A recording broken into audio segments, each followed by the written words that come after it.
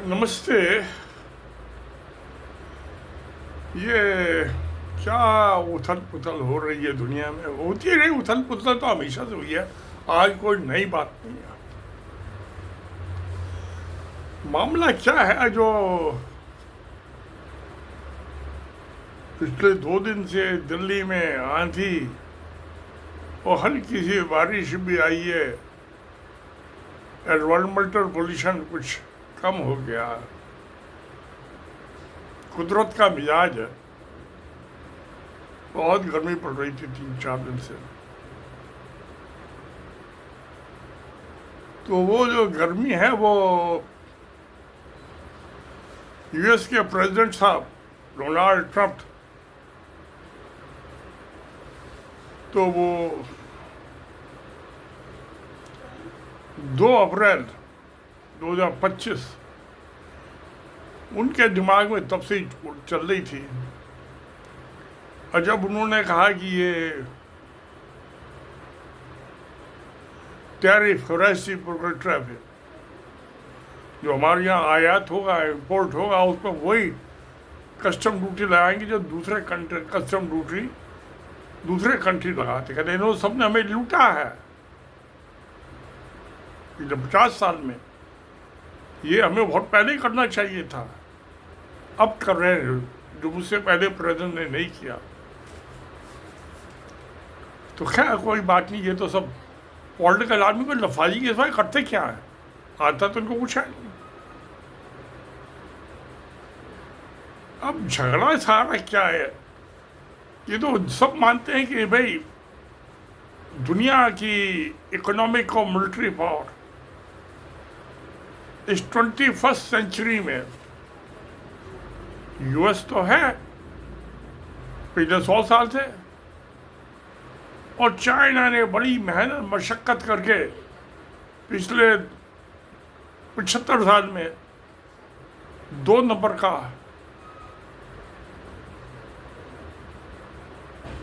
औहदा पाया है, second in the world, first US. अब डोनाल्ड ट्रंप साहब को दिखाई दिया कि ये तो माओ तुझे, तुम जो पहले चेयरमैन थे, ही वॉज ग्रेट टीचर। उन्होंने कहा था कि ये 100 years of peace and development. 49 में जब कम्युनिस्ट रूल हुआ, चांग काई शेक हारने के बाद फार्मोसा भाग गए, जिसको अब ताइवान बोलते हैं, वहाँ नेशनलिस्ट गवर्नमेंट आई, चाइना कम्युनिस्ट गवर्नमेंट। क्या ये गवर्नमेंट सरकार तो किसी की हो, जमीन और आम आदमी उसको क्या लेना देना। सरकार जाए भाड़ में, चूल्हे में जाए उसका मुंह, जल के हो जाए राख, मगर राख तो हो जाए तुम्हारा तक तो ठीक है। मगर ये शेयर मार्केट गोते खा रहा था, वो बार बार पानी में डुबकी लगा रहा था, डुबकी डुबकी में डुबकी डुबकी, और नीचे से नीचे जा रहा था। ट्रंप साहब ने कह दिया, वो सोरेस भी बड़े खिलाड़ी हैं, जब शेयर मार्केट डाउन जाए तो परचेज, खरीदो शेयर। यही तो टैक्टिस है रईस बनने की। दूसरे की गड़बड़ाहट का फायदा उठाओ, लड्डू खाओ। दूसरा जितना अनस्टेबल होगा, परेशान होगा, उतना ज़्यादा मुझे फायदा होगा। परचेज करो शेयर मार्केट। मगर शेयर मार्केट तो ऊपर नीचे होता रहता है, ये कौन सी बड़ी बात है। मगर जो शरीफ आदमी होते हैं, gentleman, they never enter into share market, stock market, they enter into bond market, और वो भी सरकारी ट्रेजरी बॉन्ड, प्राइवेट कंपनियों के बॉन्ड नहीं। जो ट्रेजरी बॉन्ड होते हैं सरकार के बॉन्ड और यूएस गवर्नमेंट के बॉन्ड।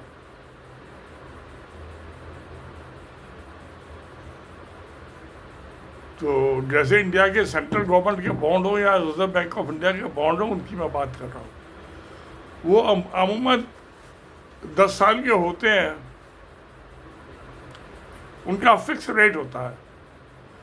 कूपन रेट उसको बोलते हैं, कूपन रेट इंटरेस्ट, यानी उस पर आपको 100 रुपये पे 3 रुपये 4 रुपये, यूएस में तो 1.5-2 रुपये ही होता है, इंडिया में होते हैं 4-4.5 रुपया।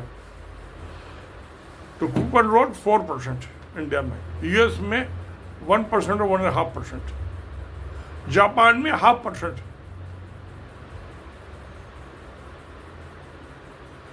तो क्या हुआ कि सडन बॉन्ड्स की डिमांड बढ़ गई। जब 9 तारीख को अमल में आया टैरिफ, टैरिफ, तो ये महाराज जी ने बॉन्ड की डिमांड बढ़ गई। अब बॉन्ड क्या, जापान के पास $1 ट्रिलियन के बॉन्ड्स हैं। 1 ट्रिलियन मीन 1000 बिलियंस, 1000 बिलियंस। और चाइना के पास 625 या 650 बिलियन के यूएस ट्रेजरी बॉन्ड्स हैं। ये दो बड़े ये मठाधीश हैं जो यूएस के बॉन्ड लिए बैठे हैं। इन्होंने अपने बॉन्ड रिलीज कर दिए, मार्केट में बॉन्ड्स की डिमांड है, डिमांड बढ़ गई, शेयर मार्केट डाउन जा रहा है, पब्लिक ने शेयर मार्केट से निकाल के बॉन्ड परचेज करने शुरू कर दिए, डिमांड बढ़ गई। तो जापान ने कुछ थोड़े से बॉन्ड थे मार्केट में छोड़ दिए। हाहाकार मच गया, ट्रंप साहब के पेट में उबाले आने लगे, फुचकी आने लगी, हिचकी, और उन्होंने फटाक से 90 डेज के लिए पॉज कर दिया एक्सेप्ट चाइना। जापान में भी कर दिया, इंडिया में भी कर दिया, बस 10% जो बेसिक है वो तो रहेगा। इंडिया में 26% 90 डेज के लिए। तो वो नरेंद्र मोदी की सांस में सांस आई, क्या उसको कोई फर्क नहीं पड़ता, उसके देश जा बाहर में, उसके अंदर आरएसआई जिंदा रहना चाहिए, 100 साल का एजेंडा पूरा करे। इसलिए जेंटलमैन जो होते हैं, शरीफ आदमी, हमेशा बॉन्ड परचेज करते, बॉन्ड की मार्केट में रहते हैं, शेयर मार्केट में नहीं आती। क्यों? जो बॉन्ड है वो तो ऐसा जैसे झील लेक के अंदर, नाव के अंदर अपनी माशूक को लेके बैठ जाओ, चांदनी रात में, चांद की रोशनी में, कोई लेक में लहरें उठती नहीं है, बोट हिलेगी, तो बड़ा प्यार करने का, मोहब्बत करने का मजा आएगा।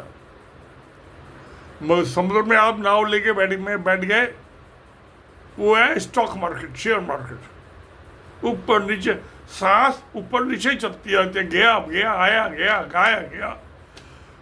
जो कहते हैं उसको वॉलेटाइल आदमी होते हैं, लाड़े झगड़ालू,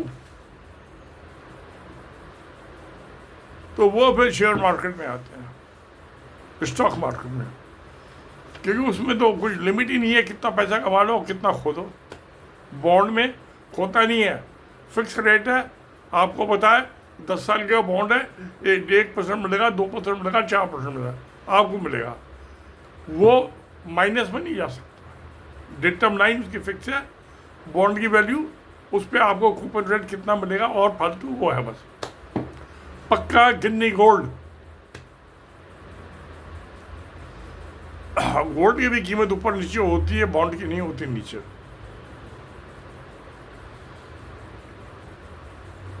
मगर तो इसलिए बॉन्ड तो अखंड शांति, और स्टॉक मार्केट, शेयर मार्केट चिंता ही देती है। ज़्यादा जब बढ़ता मुनाफा होता है तब भी चिंता ही देता है। तो आया गया, तो इसलिए बॉन्ड जो है वो रेस्ट देता है, स्टॉक शेयर मार्केट जो है अनरेस्ट देता है, एक आराम देता है, एक आराम को भगा देता है। ये फर्क है दोनों। अब जो बॉन्ड की डिमांड आई, ट्रंप साहब ने फटाक से 90 डेज का बॉस कर दिया, कर दो, आपका मर्जी है। चाइना ने टैरिफ बढ़ा दिया, 125% कर दिया। वो कहा मारो, गर्म है लोहे को मारो, हथौड़ा तोड़ दो उसका खोपड़ा। जिनपिंग साहब पहली दफे चाइना के बोले कि भाई शरीफ आदमी की तरह बिहेव करो, लाइक ए जेंटलमैन। ब्लैकमेलिंग नहीं होती है, क्योंकि ब्लैकमेलिंग में तो चाइना उससे ज्यादा मजबूत हालत में है। तो ये कशमकश, अब लड़ाई तो पहले हो चुकी, मैंने पिछले बोर्ड कल के वीडियो में बताया था, जो वियतनाम में, लाओस में, कोरिया में चाइना ने मात दे दी थी, और कैसे चाइना ने स्ट्रेंथ पाई, मजबूत हो गया यूएसएसआर के डिसइंटीग्रेशन के बाद। सारे टेक्नीशियन, इंजीनियर्स, फैक्ट्रीज आ गई यहाँ चाइना में। जब एक कंट्री से 15 कंट्री बड़ी सोवियत यूनियन टूट के, पोल्यूशन के चक्कर में जो अमेरिका की और यूएस की फैक्ट्रीज थी वो सब जो है चाइना आ गई। तो ब्लू कॉलर जो जॉब थे वो सब आ गए चाइना में, आदमी को रोजगार मिल गया। वाइट कॉलर जॉब जो थे, जो हाथ गंदा नहीं करना चाहते फैक्ट्री फ्लोर पे, वो सर्विसेज थी, वो रह गई यूएस में, यूरोप में। अब ये तो मेहनत मजदूरी करके, हाथ काले करके ब्लू कॉलर जॉब से तो कटौती हाथ से ना 14 घंटे काम किया इन्होंने। वो अपना बाबूजी कंप्यूटर लेके बैठ गए, नवाब साहब अपनी बेगम साहिबा को लेके, और सर्विसेज, तो सर्विस 85% इनकम यूएस यूके की सर्विसेज से है। जर्मनी को छोड़ दे, उसमें जर्मनी में अभी भी मैन्युफैक्चरिंग है, बाकी सब कंट्रीज में ख़त्म हो चुकी है। आज भी जर्मनी की वोल्क्सवैगन, मर्सिडीज, BMW, दुनिया की बेहतरीन कारें जर्मनी में ही है, अमेरिका में कहाँ नहीं है। तो प्यारे दोस्तों, ये झगड़ा जो है सारा नंबर 1 का है। जो नंबर 1 पे यूएस 100 साथ है, वो नंबर 1 की पोजीशन छोड़ना नहीं चाहता। चाइना को मौका मिल गया ट्रंप साहब की दादागिरी से, वो उसको ऑक्युपाई करना चाहता है नंबर 1 पोजीशन। तो शायद ये दिखाई दे रहा था कि 15-20 साल में नंबर 1 हो जाएगा चाइना। मौके का फायदा उठाया, शतरंज की गोटियां पलटी गई। गोटियां तो हल्दी बदलती आती हैं, बादशाह भी बड़ी जल्दी बदलते हैं। अब चाइना जो है, जो ये ट्रेड वार, टैरिफ वार, ट्रेड वार नहीं, टैरिफ वार है, टैक्स की वार है।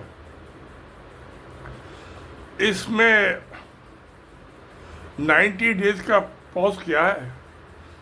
तो इस 90 डेज के पॉज के ख़त्म होने से पहले ट्रंप साहब को मानना पड़ेगा कि नंबर 2 पोजीशन आना पड़ेगा, रिप्लेस हो जाएगी। चाइना नंबर 1 इकोनॉमी और मिलिट्री पावर रहेगा, और यूएस नंबर 2।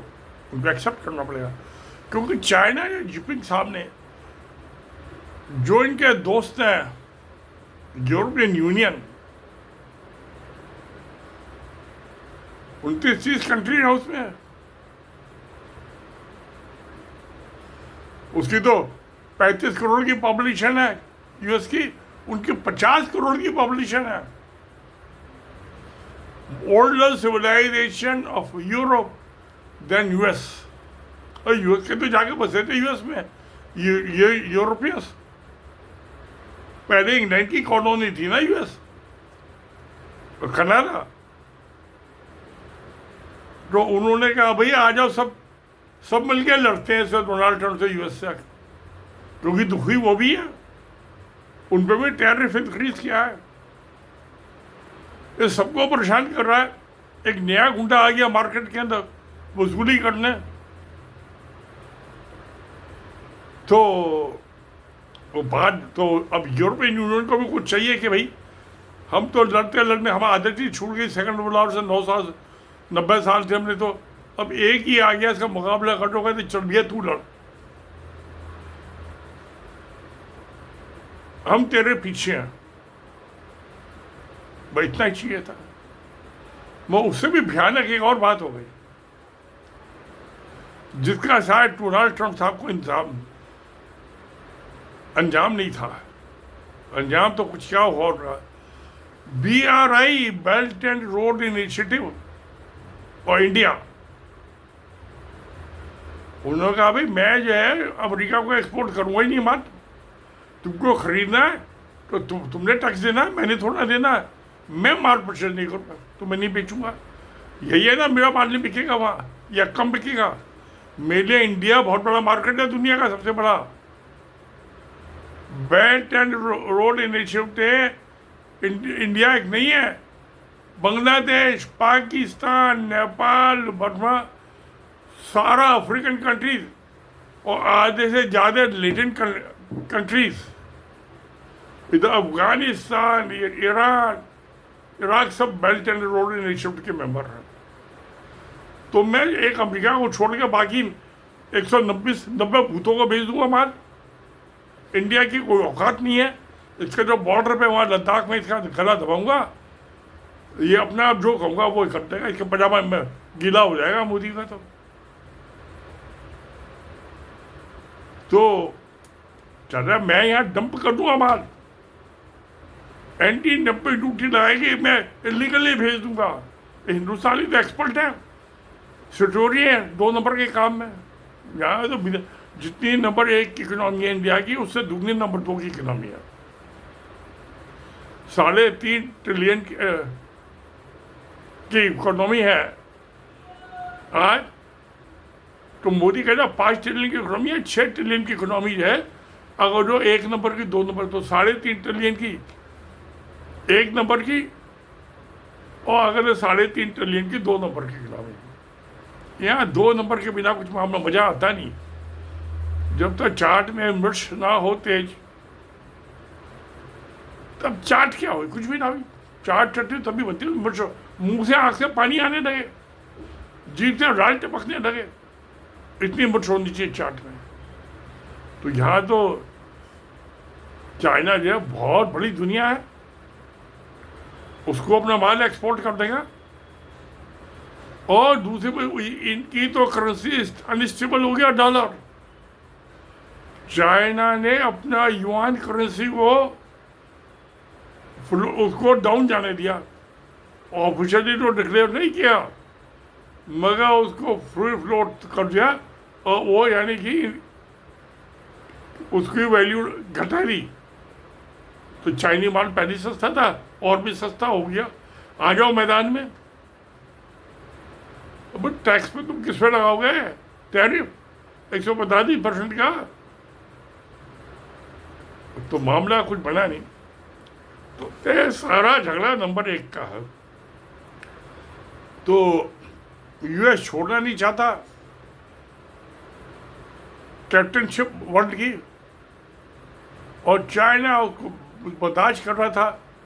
अब उसको इन्होंने छेड़ दिया, तो मौका उठा के इनको पटकी देने। ये 90 दिन के अंदर चाइना जो है नंबर 1 हो जाएगा, और यूएस जो है नंबर 2 की इकोनॉमी और मिलिट्री पावर हो जाएगा। और मिलिट्री का जमाना तो ख़त्म हो गया, लड़ाई तो नहीं होगी, ये इकोनॉमी का होगा। हाथ में हाथ मिलेंगे, पैसे के लेके पैसा किसकी मुट्ठी में ज़्यादा है। हाय हाय, क्या मज़ेदार है प्यारे दोस्तों। कबूतर और मुर्गों की लड़ाई देख के क्या आनंद आता है, आता है ना। वो मेरी किताब है, वो कहा गई है, इसमें कहानी है। जब मैंने 10th क्लास का एग्जाम दिया था तो स्कूल की छुट्टी हो जाती है। ये नोटबंदी बना बिजली का ब्याह, इसमें कहानी है तीतर नवाब। वो 2 तीतरों को लगाते हैं, उसमें बड़ी दांव लगते हैं, पेज लगते हैं। कहा गई वो तीतर नवाब, वो 2 तीतरबाज जो थे। मैं सुबह मेरे में कंपनी बाग घूमने जाता था, तो गर्मी का भी मौसम हो जाता है। वो तीतर नवाब लास्ट स्टोरी है इसमें किताब में। हाँ, तो इस किताब का ये 6ठा चैप्टर है, 6ठा दिया तीतर नवाब।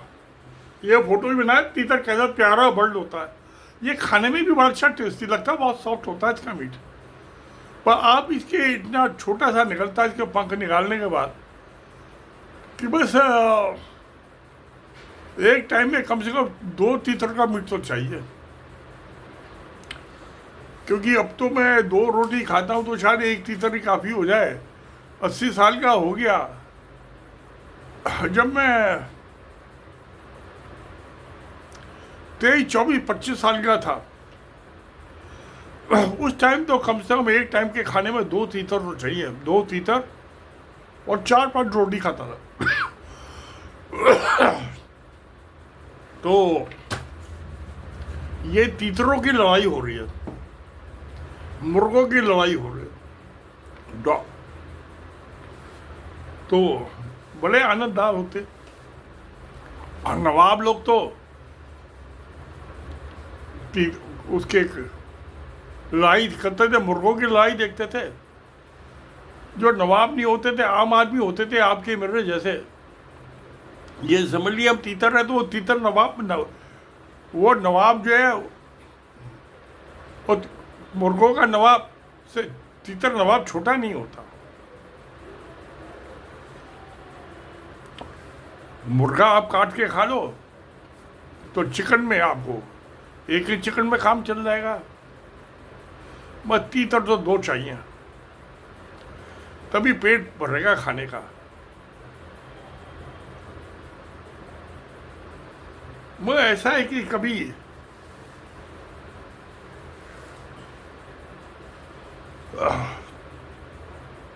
चलो अब छोड़ते, अब क्या खाया क्या नहीं खाया, जमाना बीत गया। वो तो हजम भी हो गया, पता नहीं। तीतर खाए हुए मुझे मेघान में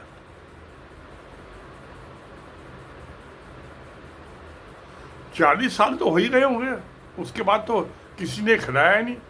वहाँ तो जो मेरे पास आदमी थे, जंगल में थे, हसनापुर जो है जंगल था वहाँ चारों तरफ, तो तीतर पकड़ लाते थे तो मुफ्त मिल जाता था। और गंगा से मछली पकड़ लाते थे, वो शुद्ध गंगा जल में पली हुई मछली, वो भी शुद्ध होती थी, तो मछली भी मुफ्त मिल जाती थी। तीतर, जंगली खरगोश, उसका भी बड़ा सॉफ्ट मीट होता है।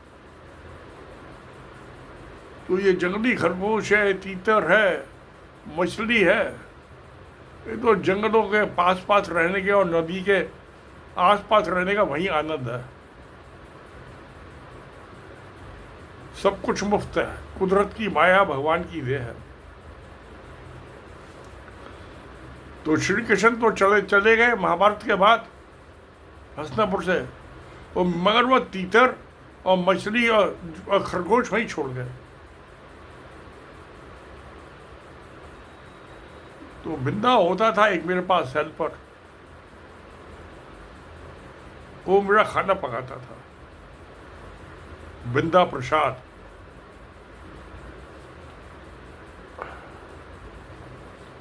हेल्पर तो सरकारी नौकरी में था वो,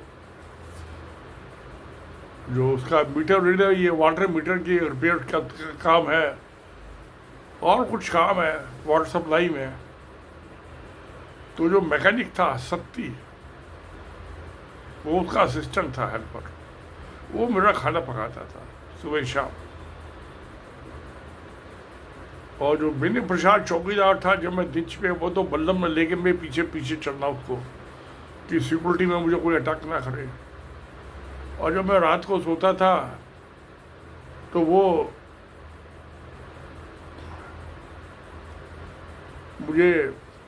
मैं तो कमरे में सोता था तो वो बाहर से ताला लगा के चला जाता था। मुझे दूध पिला के, गाय उसने बाहर रखी थी मिलने, गाय का दूध उबाल के ठंडा करके मुझे दे देता, पी लेता था मैं। वो पी के लेट गया तो उसने बाहर से ताला लगा के चला, मेरे पाँव दबा देता जिससे नींद जल्दी आ जाए। तो जब उसने देखा कि मैं नींद सो गया हूँ तो बाहर से ताला लगा के चला आता था।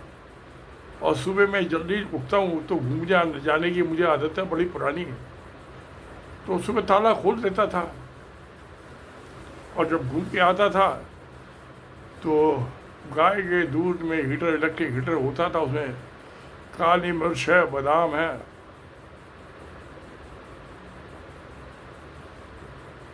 ये उबाल के और मुझे दे देता था दूध पीने के लिए, मैं पी लेता था। तो अखबार पढ़ता था, फिर नहा धो के ऑफिस चला आता था।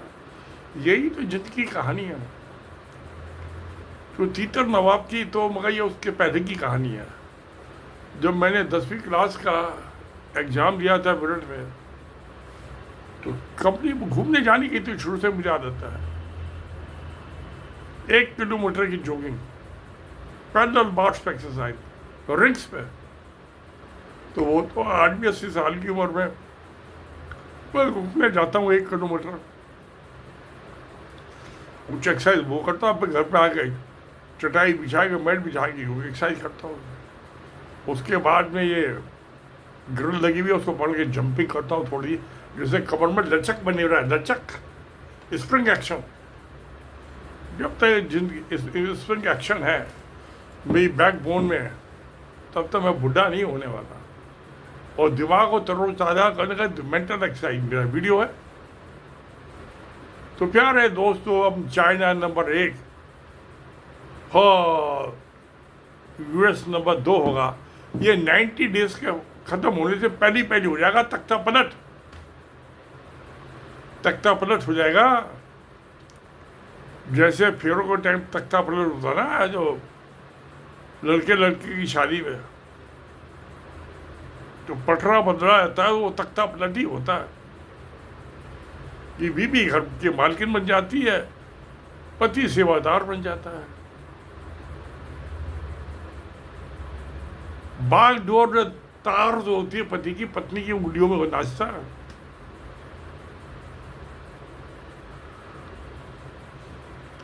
बच्चा पैदा करती है माँ, बीबी पालती है बीबी, और डिक्टेटरी चलती है पति की।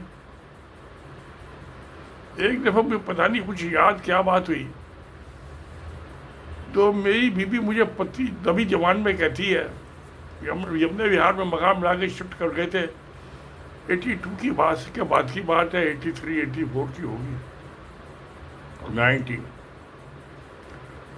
कहती है कि जल में मगरमच्छ से, जल में रह के मगरमच्छ से नहीं पंगा दिया जाता। यानी वो अपने आप को मछली समझती थी और मुझे मगरमच्छ समझती थी। तो दोस्त आप तो कहो, आपको तो गाली दे दी आपकी बीवी ने, पर उसका बड़ा प्रेम पूर्वक उसने अपनी कंडीशन को, अपने हालात को मछली समझा और जो मुझे समझा मगरमच्छ। क्योंकि वैसे में बॉडी में लंबा वो 5 फुट 3 इंच की थी, 5.25 फुट की, मैं 5 फुट 9.5 इंच का, तो 6.5 फुट उससे ज़्यादा हाइट थी।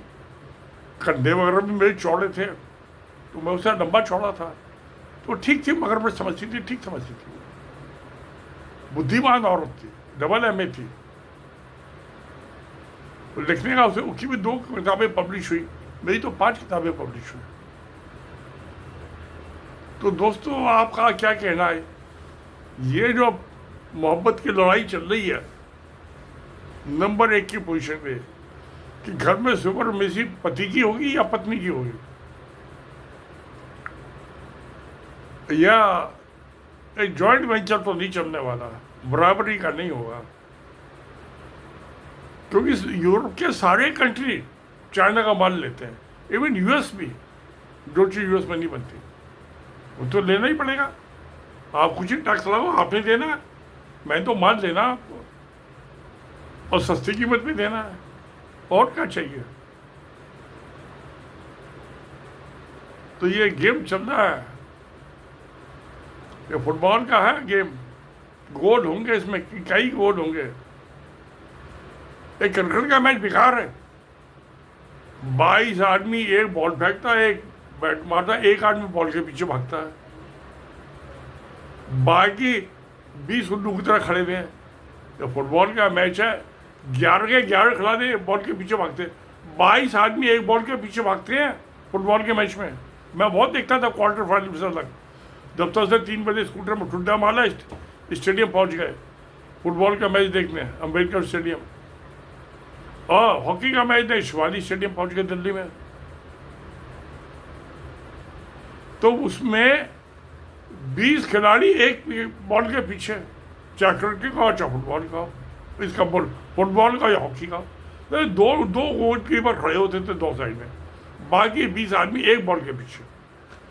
क्रिकेट में एक बॉल के पीछे एक आदमी, एक ने फेंकी, दूसरे हिट किया उसे बैट से, और तीसरा बॉल के पीछे भागा। पर जो तीसरा भागा तो उससे दो तो खाली खड़े हो गए, एक ही आदमी बॉल के पीछे। तो प्यारे दोस्त, आपको जिसके पीछे 20 बॉल दौड़े वो आपको समझ आएगा, जिसके पीछे एक दौड़े समझ आएगा। Momentum, power game. Power game तो फुटबॉल हॉकी हुआ है ना। तो ये वही चल रहा मैच। 90 दिन का पॉज किया, उन्होंने इजाजत मांगी है ट्रंप साहब ने, दे दो, वी अलाउड, कुछ करके दिखाओ। नहीं दिखा पाएंगे। आफ्टर में जिपिंग साहब से समझौता करना पड़ेगा, उनके टर्म्स कंडीशंस पे नंबर 1 की पोजीशन छोड़नी पड़ेगी। सारी दुनिया की सदारत बेल्ट एंड रोड इनिशिएटिव को देनी पड़ेगी, जीपी सिंह आपकी स्कीम को। अब फिर मोदी साहब को भी चरण चुम्बन करने पड़ेंगे जिपिंग साहब के।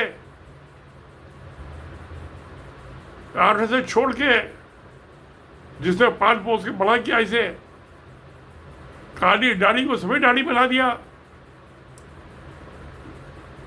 तो ये दुनिया का अंदाज है। झगड़ा नंबर 1 का, अब कोई नंबर 1 पे आए, नंबर 2 पे आए। प्यारे दोस्तों, आप तो शायद मुझसे यंगर हो गए, मुझे राइट इन कमेंट बॉक्स कि आपकी उम्र कितनी हो, आगे और कितना जीना चाहते हो। मैं तो मरना नहीं चाहता, 80 साल का हो गया ना। मैं जीना ना मुझे जीने की तमन्ना है, ना मरने का इरादा है। मेरी दुनिया ऐसी चलती चली जाएगी जैसे कि अब तक चल रही है 80 साल से। बुढ़ापा तो इस दुनिया की golden part of life, pure gold, Ginni gold. आनंद लो बुढ़ापे का, रिटायरमेंट का आनंद लो, मौज मस्ती करो, मुस्कुराओ तो सही दिया प्यारे दोस्तों, स्माइल तो मारो। हा हा हा हा। नमस्ते, धन्यवाद, सत्यमेव जयते।